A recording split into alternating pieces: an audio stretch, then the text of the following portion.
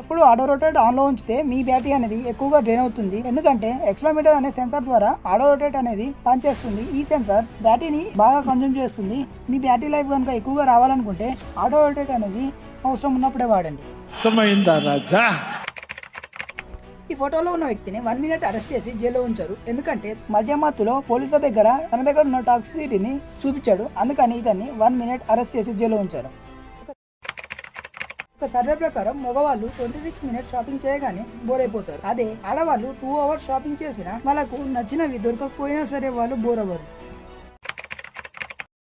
ఏదైనా లాటరీ గెలిస్తే డబ్బు వెంటనే ఇస్తారు. కెనడాలో ఇలా చేయరు. ఎవరైతే లాటరీ గెలుస్తారో వాళ్ళకి ఒక మ్యాథ్స్ టెస్ట్ ఉంటుంది. దీనికి వాళ్ళు క్యాల్కులేటర్ కూడా తీసుకెళ్ళకూడదు. అలాగని చెప్పేసి క్వశ్చన్స్ అనేవి హార్డ్ గా ఉండవు, సింపుల్ గానే ఉంటాయి.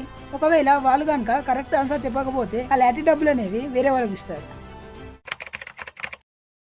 నెదర్లాండ్ లో జాబ్ చేసే వారికి 2 ఇయర్స్ వరకు సిక్ లీవ్ తీసుకోవచ్చు. దానికి కంపెనీ 70% శాలరీ అనేది పే చేస్తుంది. కానీ మీరు పర్ఫెక్ట్ ప్రూఫ్ అనేది చూపించాల్సి ఉంటుంది.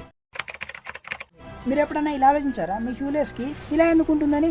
వీటిని యాక్లెట్స్ అంటారు. ఇవి షూలేస్ కట్టుకోవడానికి చాలా హెల్ప్ చేస్తాయి. వీటి వల్లనే షూలేస్ మళ్ళీ ఊడిపోకుండా ఉంటాయి. లేస్ కి యాక్లెట్ లేకపోతే తొందరగా లేస్ అనేవి డ్యామేజ్ అయిపోతుంది.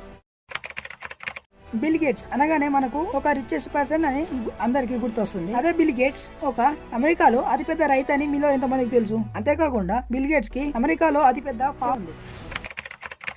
మనం చాలా సినిమాలో చూసే ఉంటాం, ఉరి తీసే ముందు ఆఖరి కోరిక అనేది అడుగుతారు. తన ఆఖరి కోరిక తీర్చకుండా ఉరి తీయలేరని మీలో ఎంతమంది తెలుసు?